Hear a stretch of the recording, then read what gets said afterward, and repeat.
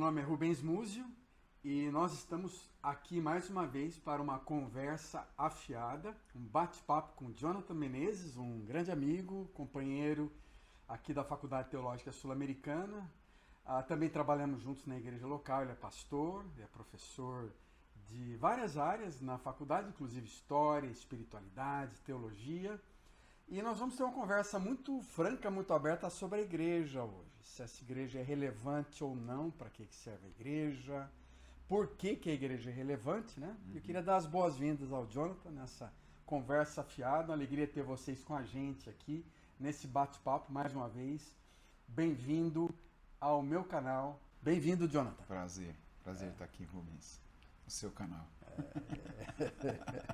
Muito bom, muito bom. Estamos falando da igreja, Jonathan. E a questão é se essa igreja é relevante ou não, né? E por que a igreja ainda é relevante. Certo. Talvez se a gente pudesse começar inicialmente pensando sobre a igreja, o que é a igreja, né?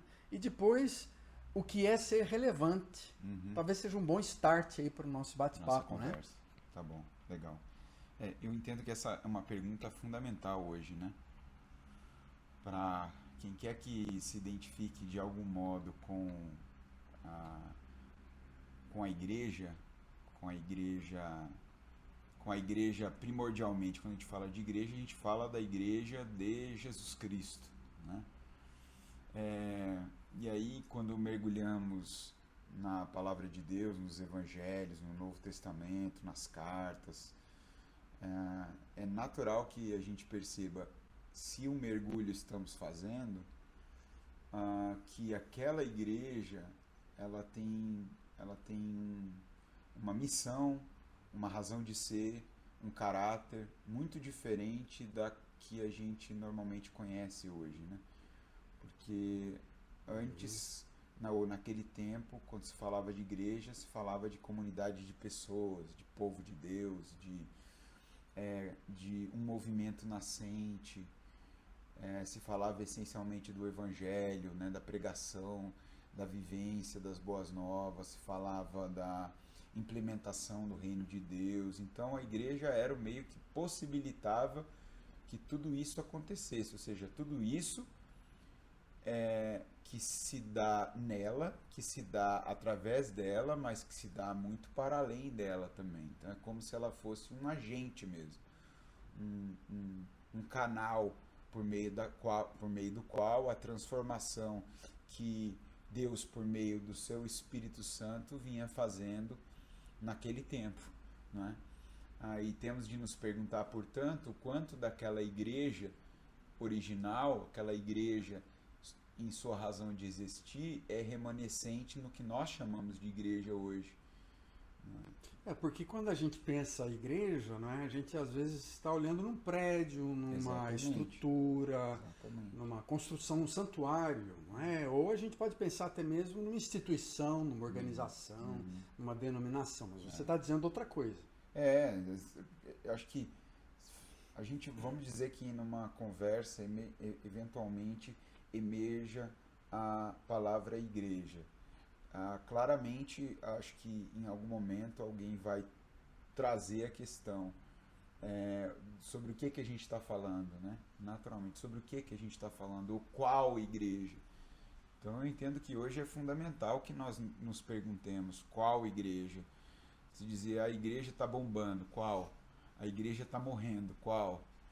A igreja tem um futuro, qual igreja? A igreja já era, qual?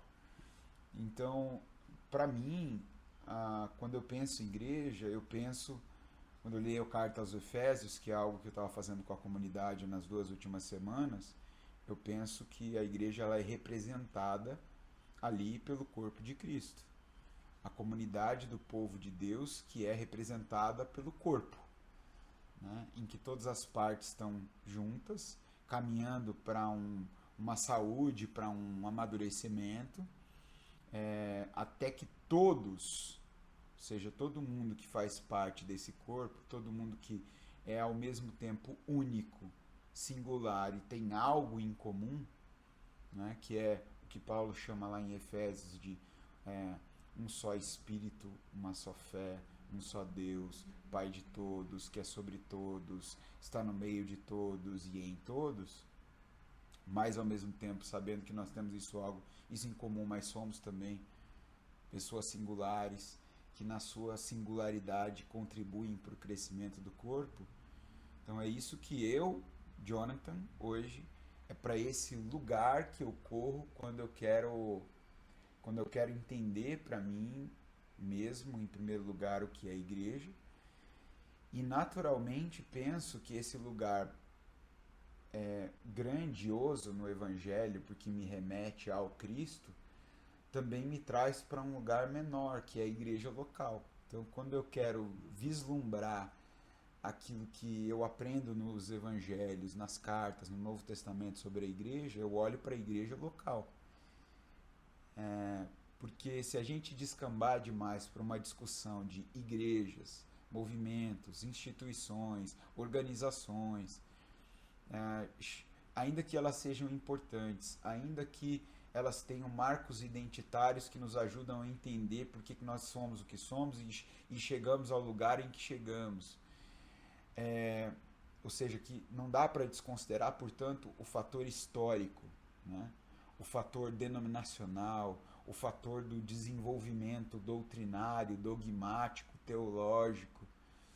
Então, sem querer jogar isso fora, sem querer ignorar isso, eu entendo que tudo isso é importante para eu entender, para nós entendermos como é que chegamos no lugar em que chegamos.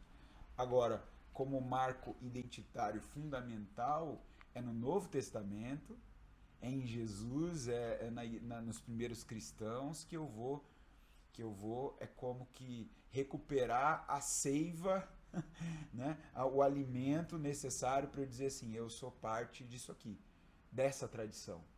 Então, todo mundo, de algum modo, que faz parte de alguma igreja hoje, que faz parte de alguma denominação, vai encontrar isso em marcos identitários e históricos. Sei lá, talvez, se a gente está falando de protestantismo, reforma protestante, os movimentos advindos da reforma, as igrejas que foram surgindo, as denominações que foram surgindo depois. Mas eu, particularmente, consigo me identificar hoje com esses marcos e com essa história somente quanto à parte, ou principalmente quanto à parte dessa história que eu também consigo identificar e linkar com o Evangelho. Se eu não consigo mais, se em algum momento eu não consigo mais isso, então eu não tenho dúvida de qual é o lugar onde eu vou me refugiar, é no Evangelho. Não é necessariamente nessa história, quer dizer, eu não abraço essa história incondicionalmente. O que eu abraço incondicionalmente é a necessidade de viver como comunidade da fé aquilo que Paulo ensina que seria o nosso chamado. A gente tem que viver de acordo com o nosso chamado, de ser uma nova humanidade, de ser uma comunidade do povo de Deus. Então é para esse lugar que eu sinto que hoje as nossas comunidades precisam voltar. Na dispersão em que nos vemos hoje como igrejas, por assim dizer, né, cristãs, nessa dispersão eu entendo que o Evangelho é pátria.